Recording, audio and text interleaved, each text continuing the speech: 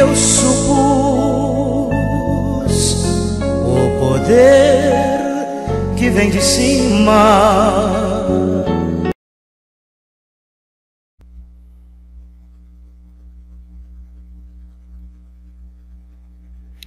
Olá, meus queridos irmãos internautas, professor Pastor Jonias, aqui nossos contatos para um possível agendamento.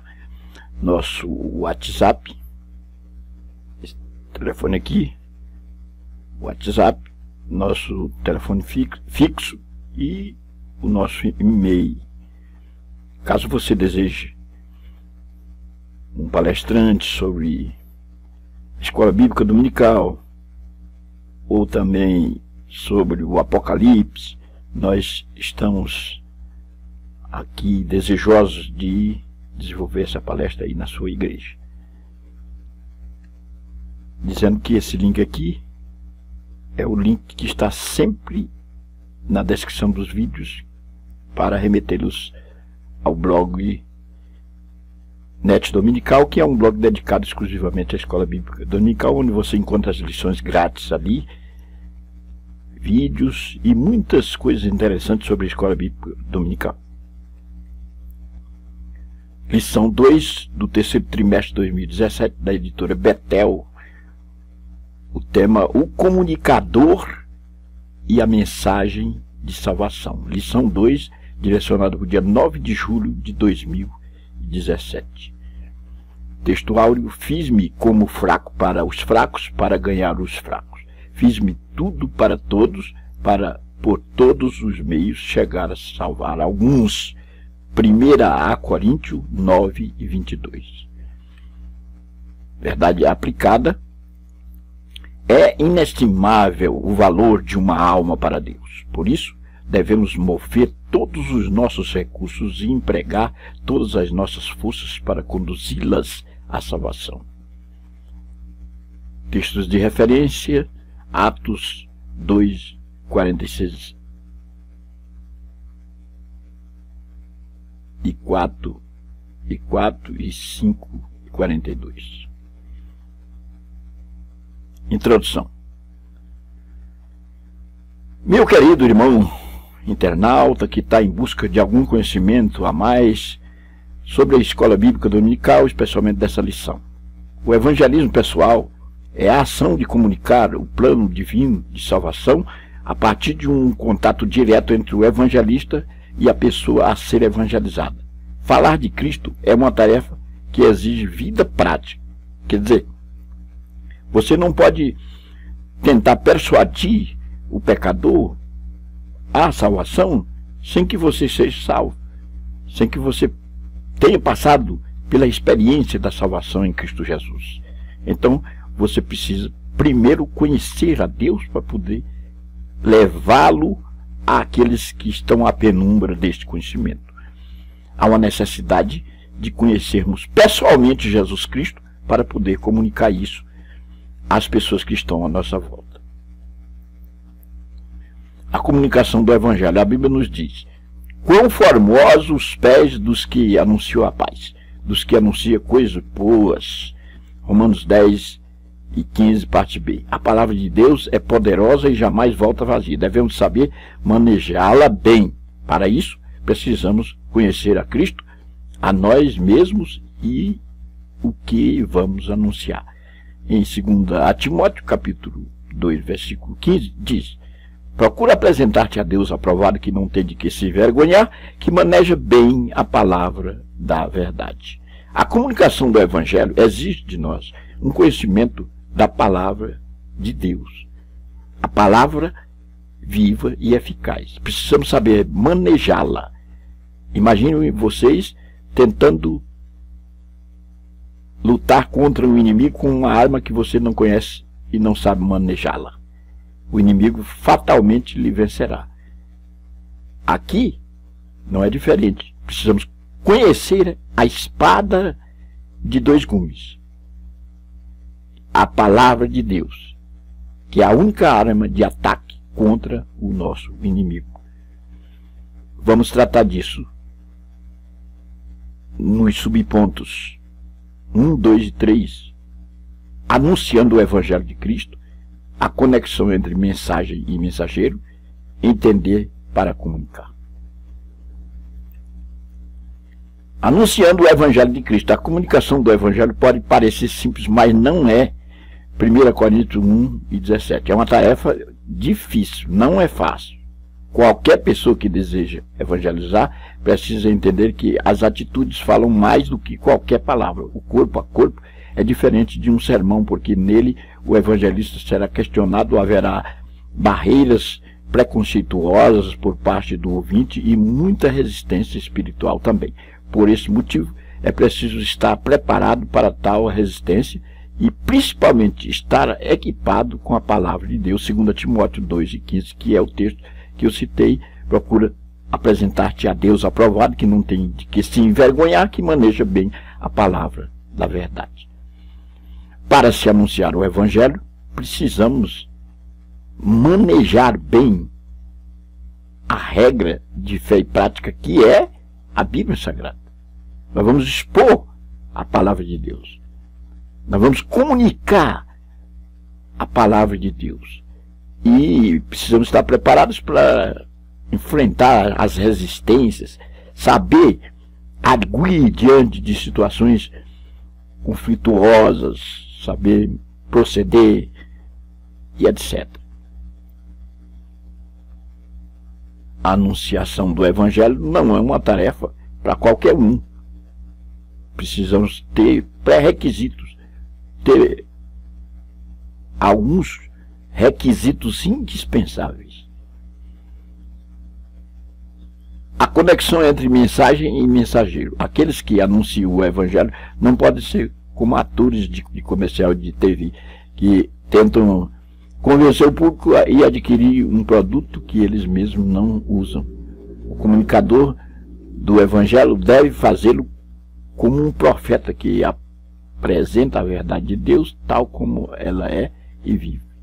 Se o orador não acredita realmente no que diz, seu inconsciente comunicará uma mensagem negativa que substituirá tudo de positivo que possa dizer. Porém, uma pregação sincera e até mesmo mansa pode chegar ao coração quando anunciada com a totalidade do ser. 1 Reis, capítulo 19, verso 12. Se não houver nenhuma coerência entre o que dizemos ser e o que somos, podemos fazer com que nos ouçam, mas não seremos escutados. Essa conexão entre a mensagem e o mensageiro é muito importante. Não podemos usar a linguagem apelativa, ou seja, a linguagem que é uma propaganda. Ela propaga uma verdade que não é peculiar. Então, no Evangelho, na anunciação do Evangelho, é necessário sermos autênticos, termos passado por uma experiência com Deus. Não é só repassar um discurso, não é só usar uma linguagem apelativa ou fazer um anúncio que não corresponde com a realidade. Precisamos então entender esse mistério. No tópico 1.3, entender para comunicar. A falta de leitura devocional da Bíblia e a falta de oração explicam a crise que muitas igrejas experimentam no campo da evangelização. Esse é um sério problema que precisa urgentemente ser combatido. 2 Pedro 3:18. Como anunciar aquilo que desconhecemos? O que nos adianta ter armas e não saber como manejá-las? 2 Coríntios 10:4. Devemos entender o que pretendemos comunicar e não há como entender algo sem dedicar tempo à leitura e meditação. Afinal, como iremos comunicar a salvação se nem ao menos a conhecemos? 3 coisas revelam o vigor da igreja primitiva: o ensino e a experiência ao lado de Jesus e o poder do Espírito Santo. Entender para comunicar. Para se entender a vontade de Deus e comunicar essa vontade no campo da salvação, é preciso irmos ao código, à fonte, que é a palavra de Deus. Não se adquire um conhecimento bíblico da noite para o dia. Precisamos estar constantemente em contato com a Bíblia Sagrada, lendo, apresentando a Deus as nossas necessidades e dependendo dele para interpretar a Bíblia, que o real intérprete da Bíblia é o Espírito Santo, mas precisamos ir em busca do conhecimento. Nós temos hermenêutica, exegeses, são disciplinas que podem muito bem nos ajudar a entendermos os textos bíblicos, mas dependemos do Espírito Santo, que é o real intérprete, e esse contato direto com a Bíblia, esse contato todos os dias é necessário, até que adquiramos um conhecimento acurado da palavra de Deus, porque comunicar aquilo que você não conhece, que você não sabe, é algo muito intrigante, porque as pessoas perceberão logo que você não é aquilo que você está querendo dizer, porque não tem conhecimento de causa e não passou pelas experiências do encontro verdadeiro com Deus. Não tem o desejo da leitura da Bíblia, não tem uma dedicação devocional, não tem momentos de oração, momentos de jejum, dedicação a Deus. A mensagem e o mensageiro. A Bíblia nos adverte a não se conformar com uma vida espiritual medíocre. 2 Pedro 1, de 8 a 11. A meta é que todos alcancem a maturidade e se permitam moldar a estatura de Cristo. Efésios 4, 13. Por isso, devemos tomar consciência de quanto nos falta para que vejam Cristo em nós. Então, a advertência bíblica é não nos conformar com uma vida espiritual medíocre, uma vida sem consistência. E a meta é alcançarmos uma maturidade, ou seja, estarmos na estatura de Cristo, pensarmos como Cristo, andarmos como Cristo, vivermos como Cristo. Precisamos tomar conhecimento do que está faltando para sermos semelhantes a Cristo. Vamos ver isso nos subpontos 1, 2 e 3. O mensageiro deve ser exemplo. O mensageiro deve amadurecer espiritualmente a grandeza da revelação divina. Então, primeiro subponto, o mensageiro deve ser exemplo. O cristão não deve procurar ser completo em Jesus Cristo somente para seu benefício pessoal. A palavra de Deus enfatiza repetidamente a necessidade de nos tornarmos um modelo para os outros. Os cristãos têm a Jesus Cristo como um arquétipo. Devemos servir como um modelo para os outros. Filipenses 3:17. O apóstolo Paulo afirma que todos os cristãos de Tessalônica foram exemplos para todos os fiéis da Macedônia na Acaia. 1 Tessalonicenses 2, de 6 a 9.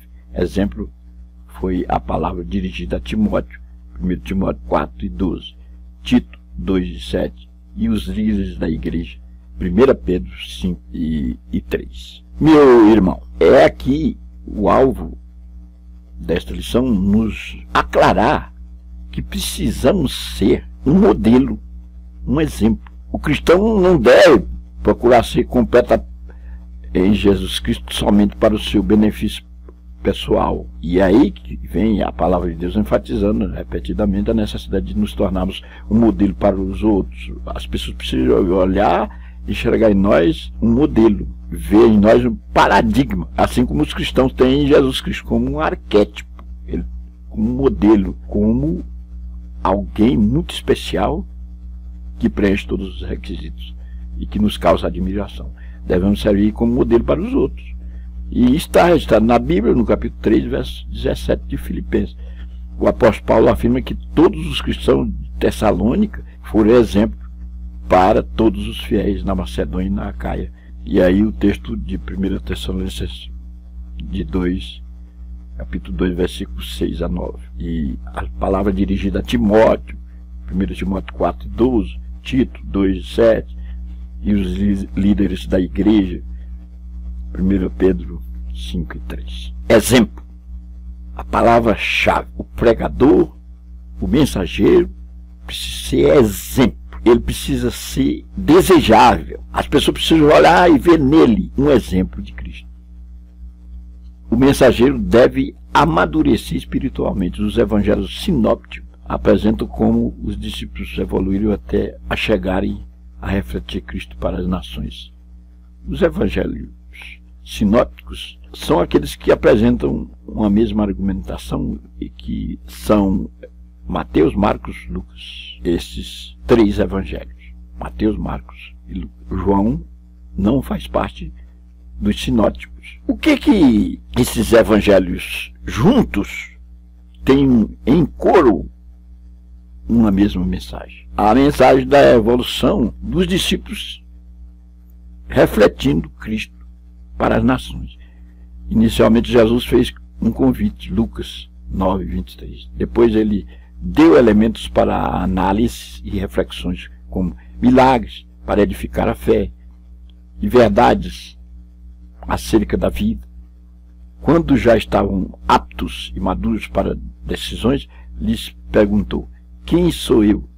Após a confissão de Pedro, Mateus 16 e 13 e 16, Jesus lhes fala pela primeira vez acerca da cruz. Era não somente necessário descobri-lo como mestre, Senhor e Messias, eles deveriam aceitá-lo também como Salvador. Por isso, Jesus leva-os ao monte e lhes explica que terão que negar-se a si mesmos, ou seja, serem dependentes do Mestre em tudo. O mensageiro deve amadurecer espiritualmente. Vemos aqui a lição que nos dá Jesus Cristo em seus discípulos. Como eles chegaram a crescer espiritualmente. Como o Senhor foi admoestando-os até chegarem a uma certa estatura para começarem a desenvolver algo mais precioso e mais profundo. Depois de conhecerem, de saber realmente quem era, quando ele lançou a pergunta: quem diz ser o filho do homem? Uns diziam Jeremias, Elias, e Pedro, sabiamente inspirado pelo Espírito Santo, disse: tu és o Cristo, filho do Deus vivo. Então, descobri que Jesus Cristo é o Cristo, é o Salvador. Ele não é somente um mestre, ele não é somente um Messias, um profeta decantado, lapidado para chegar a nascer numa certa época e oferecer determinadas condições às pessoas da época. Não, ele é o Salvador. Isso implica em sacrifício. E aí ele os remete à compreensão da cruz. A cruz, que era o suplício para a condenação para os que cometiam crimes hediondos. Jesus Cristo não cometeu nenhum crime, porém passaria pelas raias da cruz, do castigo mais severo e mais vergonhoso da época, que era morrer morte de cruz, direcionada apenas para os assassinos, os criminosos hediondos. Jesus, no entanto, passa a lição da cruz para os seus discípulos. Eles já estão à altura. Nós precisamos passar este conhecimento àqueles que estão à nossa volta, tentar orientar aqueles que estão sempre querendo aprender algo de Deus e levá-los a uma certa estatura até conhecerem que Cristo é o nosso Salvador, é o nosso Senhor, debaixo de cujo senhorio precisamos estar. 2.3, a grandeza da revelação divina. Um grande problema tem impedido que muitos cheguem ao conhecimento do plano divino de salvação: a cegueira espiritual. 2 Coríntios 4, de 3 a 4. O Deus deste século conserva a mente de muitos na escuridão. Porém, sabemos que o mesmo Deus que disse que das trevas resplandecesse a luz é aquele que nos deu o evangelho da revelação da glória de Deus em Jesus Cristo. 2 Coríntios capítulo 4, verso 6. A mensagem do Evangelho continua sendo o meio pelo qual a luz brilha no coração das pessoas. Assim, o Evangelho continua sendo absolutamente indispensável. 2 Coríntios 4 e 5. Há um problema muito sério, que é a cegueira espiritual. E a grandeza da revelação divina está em nós, em poder abrir os olhos daqueles que estão à nossa volta e mostrar que Deus é o Deus da nossa salvação. Porque as pessoas estão cegas, O Deus desse século tem cegado a mente de muitos, né, e levado à escuridão. E a luz resplandeceu em nós. E esta luz precisa ser levada para que possa dissipar as trevas das pessoas que estão nas trevas, na escuridão, que estão eclipsadas e não conseguem enxergar o Evangelho de nosso Senhor Jesus Cristo, que é o meio pelo qual essa luz brilha no coração. Assim, o evangelismo continua sendo absolutamente indispensável. Não tem como abdicarmos dessa razão, uma necessidade que nos rodeia, que está à nossa volta sempre, é de aclararmos as verdades, sermos meios, instrumentos da grandeza da revelação divina. E no terceiro ponto, a mensagem da salvação. O pecado trouxe sérios problemas à humanidade. O profeta Isaías descreve assim a condição do homem sem Deus. Mas as vossas iniquidades fazem divisão entre vós e o vosso Deus, e os vossos pecados encobrem o seu rosto de vós, para que vos não ouça. Isaías 59:2. Sem dúvida alguma, o pecado trouxe sérios problemas à humanidade. E é a razão principal de estarmos separados de Deus. Porque as nossas iniquidades é que nos separam e nos fazem ficarmos distantes de Deus, sem uma visão sobre o nosso Deus. O Deus dos nossos pais, o Deus verdadeiro, o Deus de Israel. Vamos ver nos subpontos 1 e 2 e 3, o vazio da alma humana, o plano de Deus para a salvação do homem e Jesus, o tema central. O vazio da alma humana. Desde que o pecado entrou no mundo, o homem perdeu a comunhão com o Pai. Desde então o homem tenta encontrar a Deus por obras, religiosidade ou suas próprias invenções. Inclusive aqui está respondendo a uma pergunta do questionário. Eclesiastes 7:29. O homem, desde que caiu, ele tenta encontrar a Deus por meio das suas obras, da religiosidade ou das suas próprias invenções. A realidade do pecado tem causado esta inquietação que o ser humano sente. Somente Deus pode saciar esta fome que há no coração da pessoa e preencher o vazio. Como escreveu Agostinho em Confissão: tu nos fizeste para ti, e inquieto está o nosso coração enquanto não repousa em ti. O vazio da alma humana. Sempre, desde a sua queda, o homem tenta justificar-se diante de Deus através das suas obras, fazendo boas obras, praticando religiosidade, ou através de suas próprias invenções. Mas que há uma necessidade, há um vazio. O homem sente a necessidade de ter um encontro com Deus, de dar uma satisfação ao seu Criador. O plano de Deus para a salvação do homem. Uma vez que iremos testemunhar para as pessoas acerca da salvação, é de suma importância que conheçamos bem o caminho que estamos anunciando, para que possamos ser claros à alma sedenta que nos ouve. Por mais que a pessoa seja pecadora, nossa missão não é julgá-la, mas sim fazê-la compreender que Cristo morreu por nossos pecados. Romanos 5:8, 1 Coríntios 15:3. É importante estarmos atentos para que o assunto principal não seja deixado de lado, principalmente quanto ao evangelho pessoal. É comum a pessoa que está sendo evangelizada tentar aproveitar o tempo para apresentar dúvidas e curiosidades que nada contribuirão para que o plano divino de salvação seja conhecido.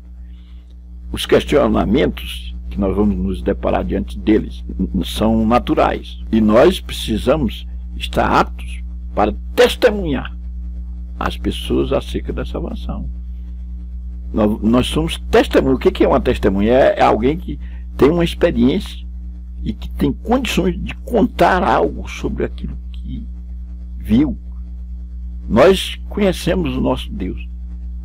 Não estamos para julgar as pessoas para incriminá-las, mas para mostrar Cristo como a solução, como um Salvador, alguém que morreu pelos nossos pecados. E ficarmos atentos quanto à questão dos questionamentos. As pessoas estão a qualquer momento desejosas de nos fazer perguntas, de questionar, de apresentar certas dúvidas e curiosidades. E nós precisamos estar preparados para respondê-las sobre a razão de nossa fé. No último subponto, Jesus, o tema central. Diante de tantas críticas e acusações recebidas, o apóstolo Paulo apresenta em 2 Coríntios capítulo 4 como ele conduz o problema e proclama o Evangelho. Pregamos a Cristo Jesus, o Senhor. 2 Coríntios 4, 5. Em Samaria, Filipe lhes pregava a Cristo. Atos 8, 5. Ao eunuco, no caminho para Gaza, Filipe, começando no texto que o mordomo de Candace estava lendo, lhe anunciou a Jesus. Atos 8, 35. O evangelho que devemos anunciar hoje é o mesmo que Paulo anunciava. Veja bem as bases do evangelho que Paulo anunciava. Que Cristo morreu por nossos pecados, foi sepultado e que ressuscitou ao terceiro dia. 1 Coríntios 15, de 1 a 4. A base do evangelho que Paulo pregava. Nós precisamos anunciar estas verdades. Cristo morreu, Cristo foi sepultado e Cristo ressuscitou no terceiro dia. São bases. É o evangelho genuíno e que nós precisamos levar essas bases às pessoas. Trata-se de um homem que morreu na cruz, que foi sepultado, mas que ressuscitou. Portanto, diferente de todos os demais. O único que ressuscitou e está vivo até hoje. Porque muitos ressuscitaram, mas morreram novamente. Com isso, nós fechamos essa lição. Meu caríssimo internauta, a vontade de Deus é transformar o ser humano e nós estamos aqui para anunciar essa verdade a todos aqueles que ainda não a conhecem. João 8, 32, Atos 4 e 12. Por isso, nos esforcemos para testemunhar de Cristo, porque a seara é realmente muito grande, mas ainda são poucos os ceifeiros. Mateus 9, 37. Está aí. O comentarista quer nos levar à compreensão que nós precisamos ser testemunhas, ter embasamento para isso. E sabemos que a seara é muito grande, mas poucos são os ceifeiros. Quer dizer, o campo de ação é grande, mas os que estão atuando são poucos. O que estamos fazendo, uma vez que somos taxados como ceifeiros? Estamos trabalhando ou somos ceifeiros parados, apenas de discurso? É a pergunta. E a lição nos remete à compreensão de que precisamos arregaçar a manga, nos prepararmos e levarmos a mensagem àqueles que estão esperançosos em nós, porque veem em nós um modelo. Que Deus nos abençoe. Vou deixar aqui o questionário. O que o cristão deve saber manejar bem? A palavra de Deus. O que a Bíblia nos adverte? A Bíblia nos adverte a não se conformar com uma vida espiritual medíocre. Como o homem tenta encontrar Deus?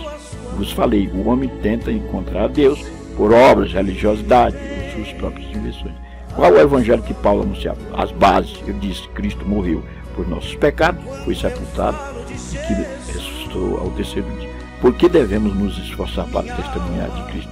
A resposta é porque a seara é realmente muito grande, mas ainda são poucos os seus filhos. E Deus nos abençoe.